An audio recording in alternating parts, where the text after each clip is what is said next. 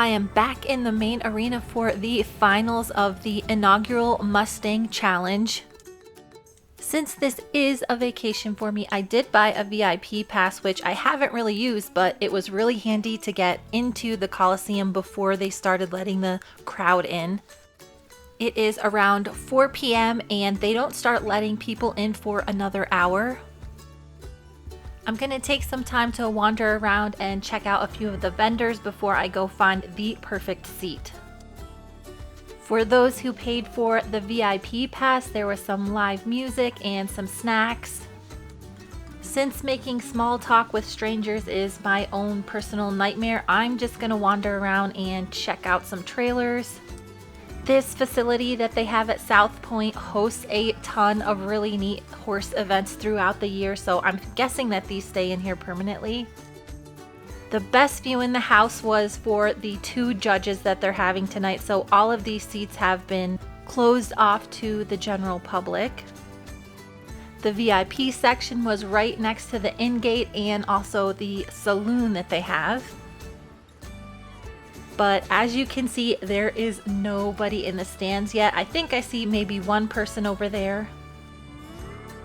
Since this place does so many horse events, they do have a pretty serious setup for filming it. This one in particular, you can go on their website and look at all of the individual runs for all of the classes. I will link that in the description below in case any of you guys are interested in seeing some of those on your favorite horses. For any of you guys who haven't watched the previous videos on this, 60 horse and rider teams competed in preliminary rounds over the last couple of days. From all of those scores, the top horses were chosen. There were supposed to be 10, but they did have a tie, so there will be 11 horses showing tonight.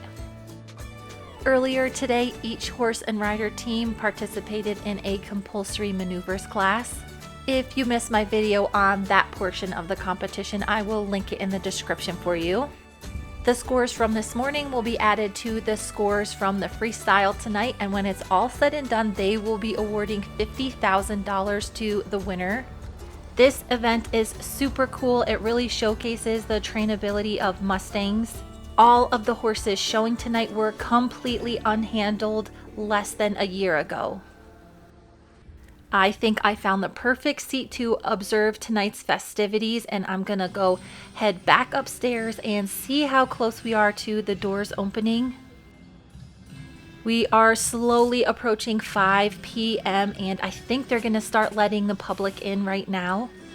Tickets for the finals of the event were pretty cheap. They were only $25. This event is put on by a totally different organization than the regular Mustang makeovers. It is really exciting that there are a few more nonprofits stepping up to create events that really showcase these horses.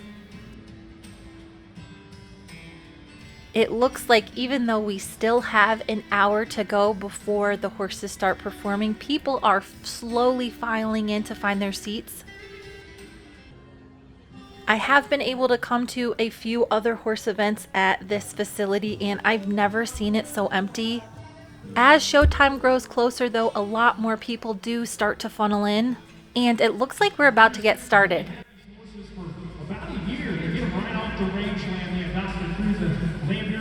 Like I said earlier, all of these horses are BLM branded Mustangs.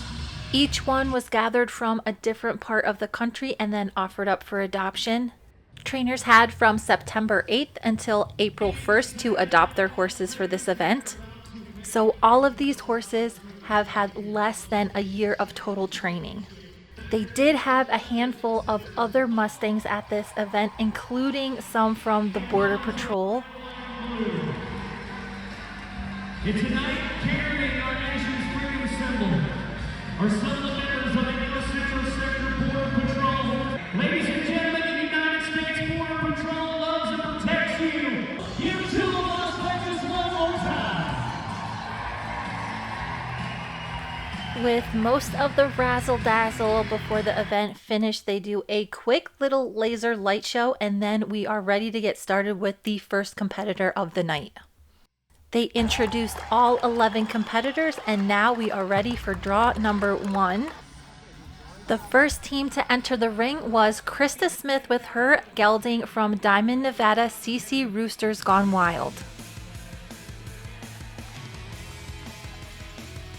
These trainers put together some really spectacular performances, and it's kind of a bummer I could not use any of their original music. Hopefully I was able to do all these teams justice with rearranging some music of my own.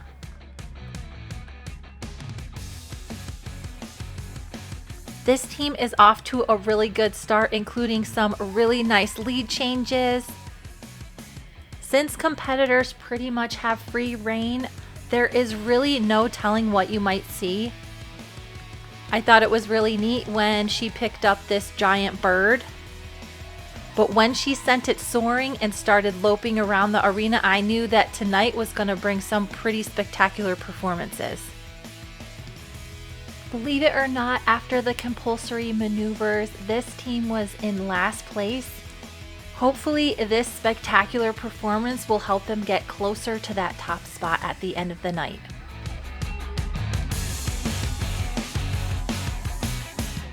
The next team to enter the arena was Justice Jacobs with Roses Are Red. This 7-year-old mare from Fish Creek, Nevada was one of my absolute favorites yesterday. They also had the highest score this morning from the compulsory maneuver section. There is a ton of energy in the arena tonight, and I think this horse got a little bit spooked.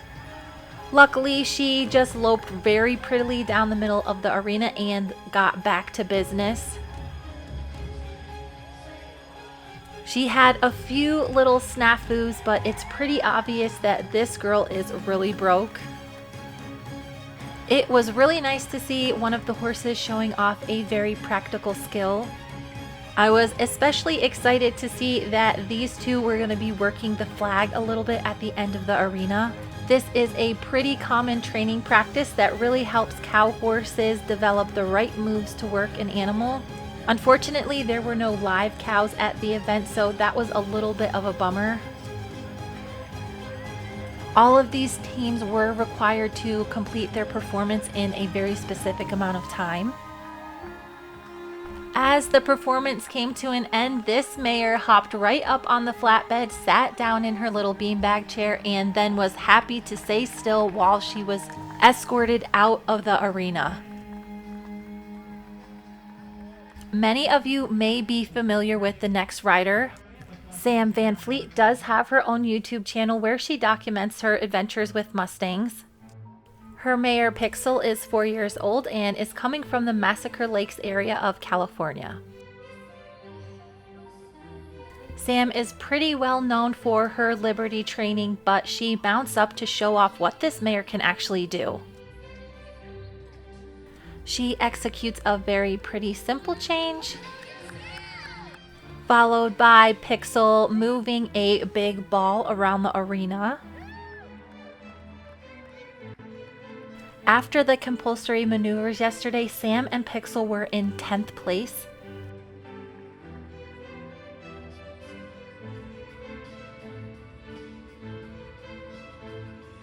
They continue their performance with the use of a pedestal, highlighting the trainability of these horses.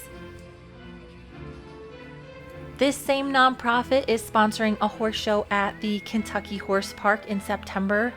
Many of these teams will be at that show, and I think that Sam and Pixel are going to be there.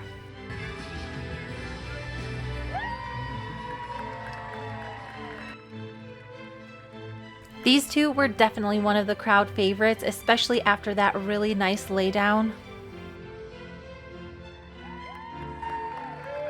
This show is definitely starting off with some spectacular performances. Up next is another one of my favorites from yesterday. This is Garrett Eigenhuis. His horse Sven is a gelding from Adobe Town, Wyoming that is 4 years old.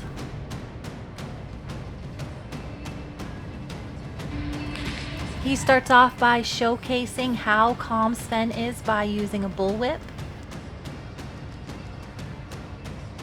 As he continues through the pattern, it seems like he may have had a little bit of trouble. I think he was meant to do a bunch of flying lead changes. I'm thinking that did not go exactly as planned. I don't think people realize how loud it is in one of these coliseums with a bunch of people. After a tiny little snafu, he continues on with this pattern.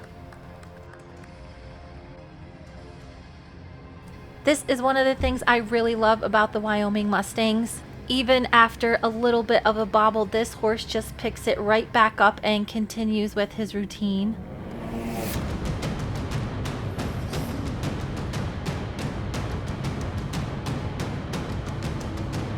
Because one flag is not nearly enough, he picks up another one and does some pretty amazing spins with this little horse. After showing off with some side passing, he continues around the arena. And as you'll notice, he is not holding on to this horse's reins at all.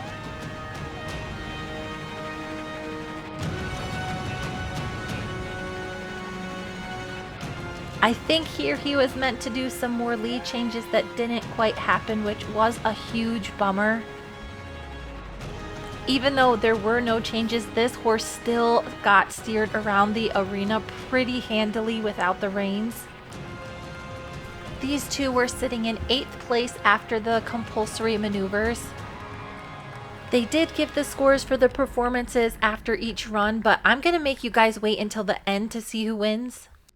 Up next is Kevin Graham with his horse Vegas Showgirl. This mare is 5 years old and she's from the Sand Springs, Oregon HMA. He also decided to showcase her trainability with the use of a bullwhip. He stepped it up a notch and had her sit down on a beanbag chair and then removed her bridle. This little mare was really feeding off the energy in the crowd. In a moment of exuberance, she did throw out a few little playful bucks. While it probably wasn't the best for her score, she did continue on with the performance unscathed. A lot of you guys may not be familiar with this pole. It is called a garrocha pole. These are 13 feet long, and traditionally the Spanish cowboys would use these to fight bulls. Students of the vaquero style of horsemanship use these to showcase the horse's skills and refinement. Very impressive that this team was doing it bridleless.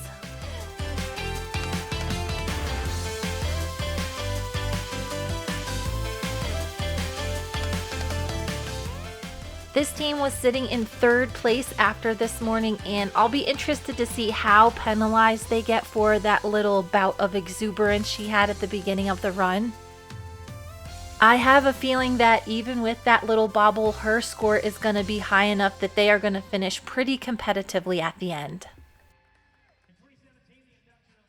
There are a ton of mares this evening. The next one is a 5-year-old from South Steens, Oregon. Whitney Campbell is the trainer on this one. A lot of you guys may have missed it, but she started off with some lead changes down the center line of the arena. Because I had to change the music, you guys may not realize that this is an Indiana Jones inspired run. I've seen some pretty crazy things in these Mustang makeovers, but what she did next totally surprised me. They were able to recreate the famous scene from Raiders of the Lost Ark. This horse does have really solid lead changes, which I remember from yesterday. She was able to showcase them multiple times throughout this performance, which was really awesome to see. The next iconic scene from Raiders of the Lost Ark that they tackled was the snake scene. The first steps into the snake pit, I think, surprised her horse a little bit, even though I'm sure they've practiced this tons.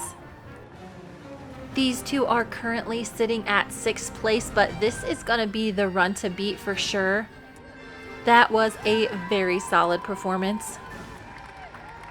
Their whole run was very impressive, no bobbles, and it was really entertaining. Since we are about halfway through the performance tonight, I got up to stretch my leg and see how big the crowd was. After the drag, we are going to see Chris Phillips. His mayor WFR, Sin City's sister, is a 5-year-old from Antelope, Nevada. This performance started off with a bang with their little pirate ship being pushed in. They wasted no time walking the plank on this really cool teeter-totter. He showcased this mayor's trainability by side passing over several objects. This routine was inspired by Pirates of the Caribbean, so there was a lot of pirate themes going on. This set of jumps right next to the big crowd was really impressive, and he executed it perfectly. This run overall had a really high skill level to it. Every time I thought the next maneuver couldn't be topped, he pulled out something even crazier. These two have made no mistakes, and their run is going incredibly well. These two were sitting in 4th place this morning, and after popping over a few more jumps, there is no way that this guy is not somewhere very close to the top as well. This performance was so good, the crowd was going wild, and I'm really excited to see if anybody is going to be able to top this.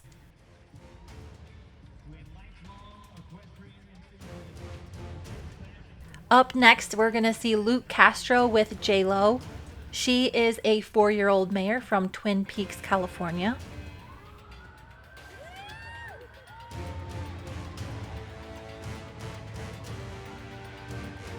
I love how all of the competitors tie in different skills these horses have with their theme. After handily going through a very scary cowboy curtain, these two perform some really impressive lateral work.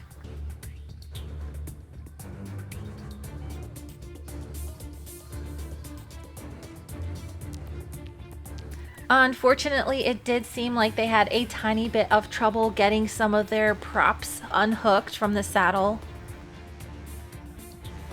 But they continued on with their performance, doing some side passing.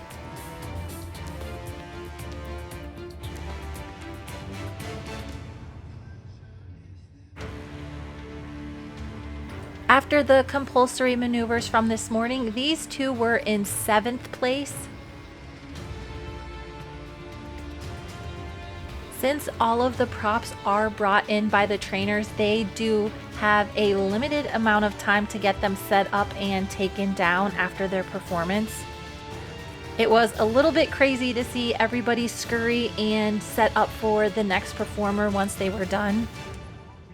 Up next is Travis Dittmer's entry. Shoshone is a 3-year-old gelding from Black Mountain, Nevada. This super cool dude has no trouble with the bullwhip.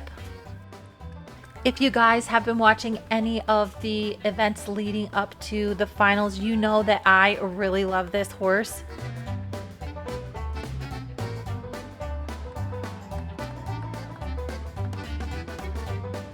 Typically, the whole razzle dazzle of the final event during these makeovers is not really my cup of tea.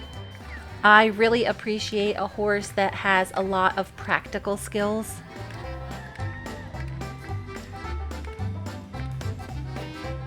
One of the things that is really impressive about this easygoing guy is how pretty his lead changes are. He was able to show off going right down the center line.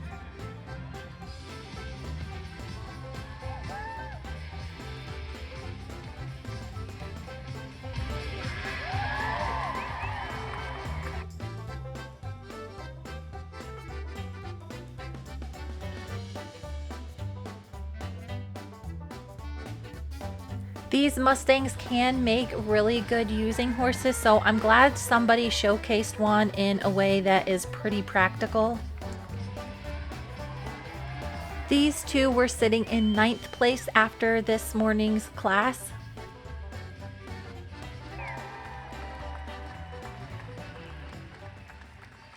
Justice Jacobs impressively had 2 horses make the finals.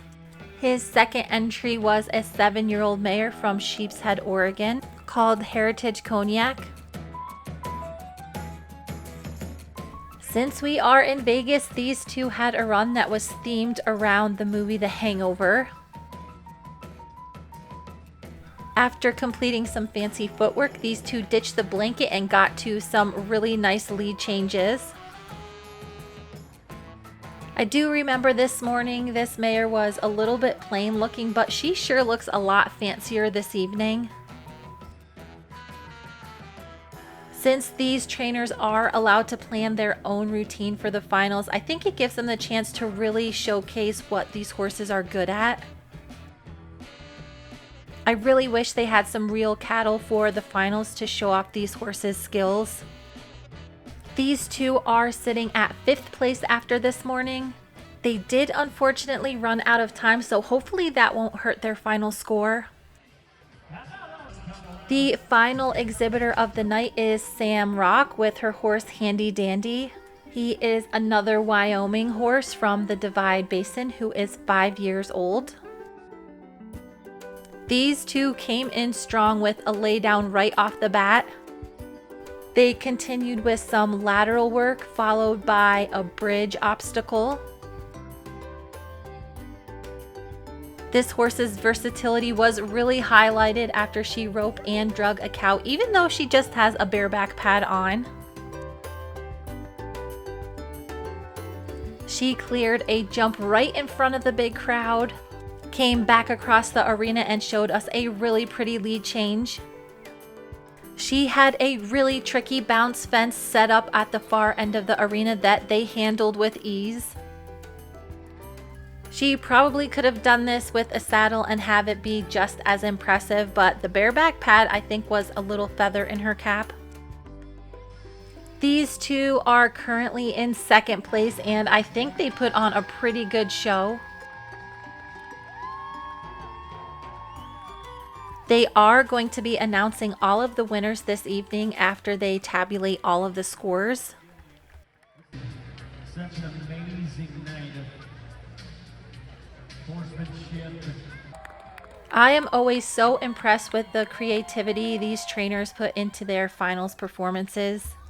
I would love to do another makeover, but honestly the freestyle thing is just not my jam, so it's something that I would have to really plan for.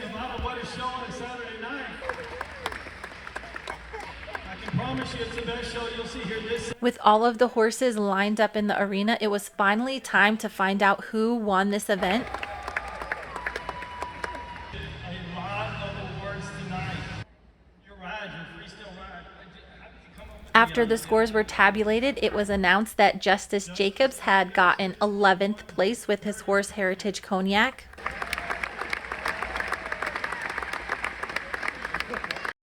Because they are so hard to keep straight, here is a little flashback of his performance this evening. In 10th place, we had Travis Dittmer and his horse Shoshone. Travis Dittmer, Shoshone. He was the super cute little red roan. This is part of his performance from this evening. After Shoshone got his rosette, they announced the 9th place winner. Luke Castro, J-Lo. Here is a little bit of Luke's performance from this evening. Up next, we had 8th place. Sam Van Fleet, Pixel. Here is part of her run from this evening.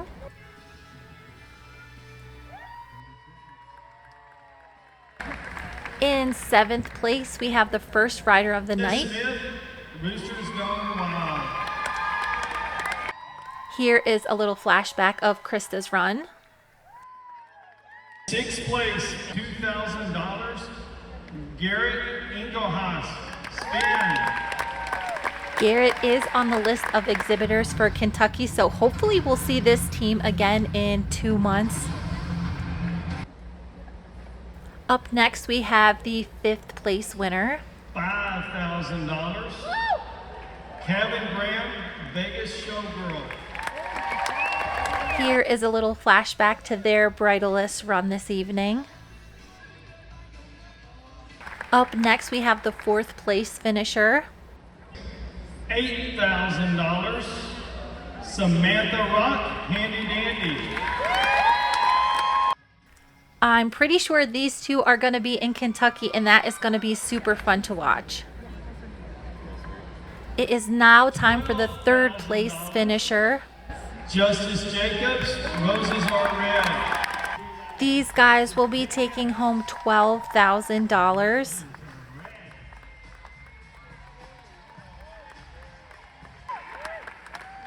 We only have 2 horses left. And coming in 2nd place was my favorite run of the night, Whitney Campbell, and her horse Cinder. These guys will be taking home $20,000. Now, the champion of Mustang Challenge 2024. That leaves Chris Phillips and WFR Spin City Sister as this year's Mustang Challenge champion. Along with their bragging right, these two will be taking home $50,000. Chris did say that these two will be making the journey to Kentucky in September, so they are definitely going to be ones to watch.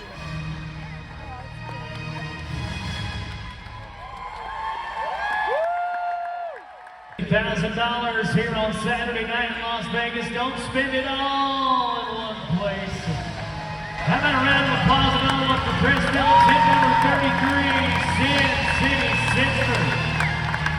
The 5-year-old there here this week. I know they have fought hard, they have battled hard. Another thing that is super impressive is that Chris actually won another Mustang event earlier this year with a completely different horse.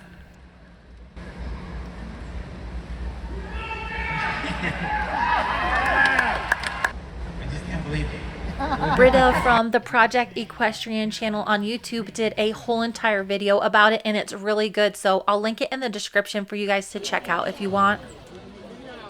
The last couple of months I've been thinking really hard about participating in another makeover. I do still have a bunch of Mustang friends that live in Montana, and it would be so cool to get a group of us together to participate in this next year. I haven't heard yet whether or not they are going to have it again in 2025, so I'm going to keep my fingers crossed. With all of the excitement over for the night, I grabbed some dinner and head back to my hotel room to actually edit all of the footage I got from this weekend. I appreciate all you guys coming along on this little adventure with me, but I will soon be back to our regularly scheduled programming. Thank you so much for watching, and stay tuned for the next video.